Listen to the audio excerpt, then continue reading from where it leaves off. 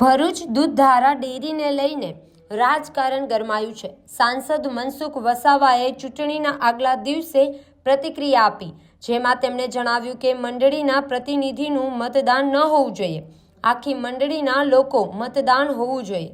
આખી મંડળીના લોકોનું મતદાન હોય તો કોઈ સેટિંગ ન થાય। મંડળીના પ્રતિનિધિને ખરીદવો હોય તો કેટલી વાર લાગે? માત્ર ગુજરાત જ નહીં, તમામ સહકારી ક્ષેત્રના ડિરેક્ટર બની જાય છે। 5 થી 6 વર્ષ પહેલા ભેળસેળિયું અને ડુપ્લિકેટ દૂધને લઈને પાર્લામેન્ટ રજૂઆત પણ કરી છે। કેટલાક લોકો એવા પણ છે કે એક ટીપું દૂધ નથી આપતા અને પ્રતિનિધિ બની ગયા છે। સહકારી ક્ષેત્રમાં શુદ્ધિકરણની જરૂર છે। જેની પાસે વધારે પૈસો હશે તે જીવવાના હશે। આવતીકાલે ઇલેક્શન છે દૂધધારા ડેરીનું, આપને કેવું લાગી રહ્યું છે? આટલા બધા વિવાદ પછી આવી ગઈ છેલ્લે તારીખ। જો દૂધધારા ડેરીનું ઇલેક્શન 19 તારીખે છે, હું શરૂઆતથી જ કહેતો આવ્યો છું કે જે ઉમેદવારોની જે પસંદગી કરી છે એ ટોટલી પ્રક્રિયામાં અમને વિશ્વાસમાં લીધા નથી। પાર્ટીની એક પરંપરા છે કે જિલ્લા સંકલનમાં ઉમેદવારો નક્કી થવા જોઈએ, પણ જિલ્લા સંકલનમાં ઉમેદવારો નક્કી થયા જ નથી। કઈ રીતના કઈ ઉમેદવારો થઈ ગયા, પાર્ટીનું મેન્ડેટ આવ્યા પછી અમને ખબર પડી। પણ દૂધધારા ડેરી કે આવા પ્રકારની જે ચૂંટણી થતી હોય સહકારી ક્ષેત્રની મોટા ભાગે, એમાં ઉમેદવારો પહેલેથી જ નક્કી કરીને બેઠા હોય। અમે ગમે એટલા સ્ટેટમેન્ટ આપીએ, ગમે એટલા પ્રયત્નો કરીએ, પણ પહેલેથી ફિક્સ જ હોય કે મત કોને આપવાનો છે ને બધું રીતના એડજસ્ટ બધું થઈ જતું હોય છે। એટલે જે નક્કી કરીને બેઠા છે ઉમેદવારો એને જ આપવાના છે। એમાં કોઈ પણ ગમે એટલા પ્રયત્ન કર, હું પણ કોઈને એમ કહું કોઈ મતદારને કે તું XYZ ને આપજે, એ ના આપે, કારણ કે પહેલીથી એનું ગોઠવાઈ જ ગયેલું હોય। તમે સમજી શકો કઈ રીતના ગોઠવાયું હોય। તો એમાં હું તો મારો તો એ પ્રયત્ન છે કે જે મંડળી છે, મંડળીના પ્રતિનિધિઓનું મતદાન ના હોવું જોઈએ, આખા મંડળીના લોકોનું મતદાન હોવું જોઈએ, જેથી આવું બધું કોઈ સેટિંગ ના થાય। નહીં તો શું છે, એક મંડળીનો પ્રતિનિધિને ખરીદવું હોય તો કેટલી વાર, આટલા મોટા જે મોટી સંસ્થાની અંદર, અને ફક્ત આ એક દૂધધારા ડેરી પૂરતી વાત નથી કરતો, ગુજરાત કે ગુજરાતની બહાર આટલી મોટા ઉદ્યોગ, ડેરી ઉદ્યોગની અંદર ઇલેક્શનો થતા હોય ત્યાં બધે જ આવું થતું હોય છે।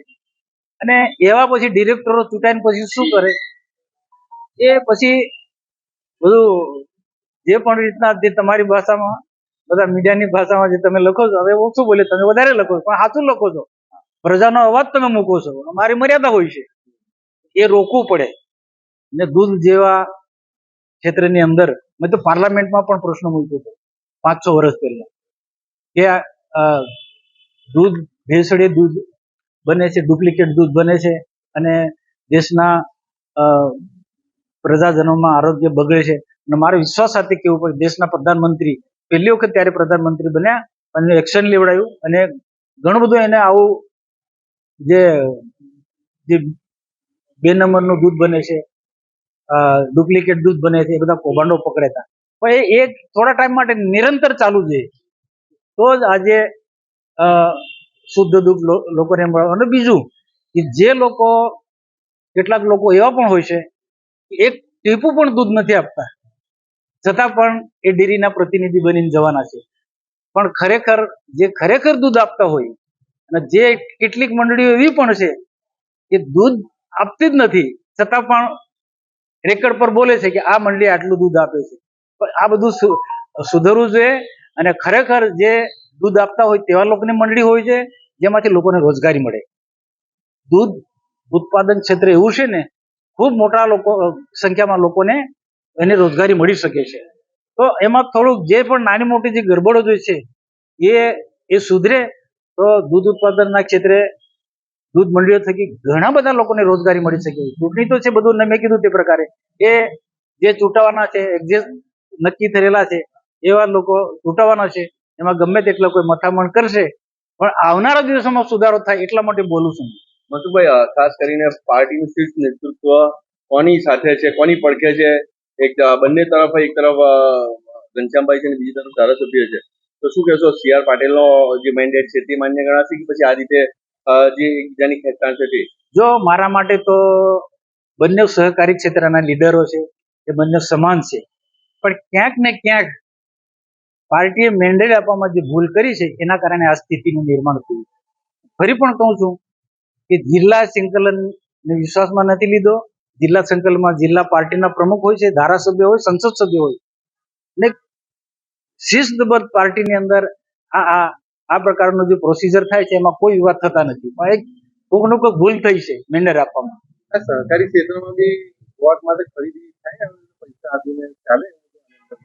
ભાઈ, સહકારી ક્ષેત્રમાં ખરેખર સહકારી ક્ષેત્ર એવું છે કે અનેક લોકોને, આજે મેં દિશા મિટિંગમાં પ્રશ્ન લીધો કે ભરૂચ જિલ્લામાં સહકારી ક્ષેત્રને શુદ્ધિકરણ કરવું જોઈએ, અને સહકારી ક્ષેત્ર એવું છે કે દૂધ ઉત્પાદન ક્ષેત્ર હોય કે ઘણા બધા ક્ષેત્રમાં લોકોને રોજગારી આપી શકાય એવા ઘણા કામો કરી શકે, અને આવનારા દિવસોમાં એ દિશા તરફ જવાના છે. સહકારી ક્ષેત્રમાં આપી કીધું તે પ્રકારે એ બધું છે. ખરીદ બધી નીતિ ચાલે જ છે. મનસુખભાઈ, આટલા વર્ષોનો તમારા અનુભવ પ્રમાણે તમને કઈ પેનલનો દબદબો લાગે છે? હવે એમાં શું છે, હવે જેની પાસે વધારે પૈસાઓ છે એ બહુ સાચી વાત છે, એ જીતવાના છે.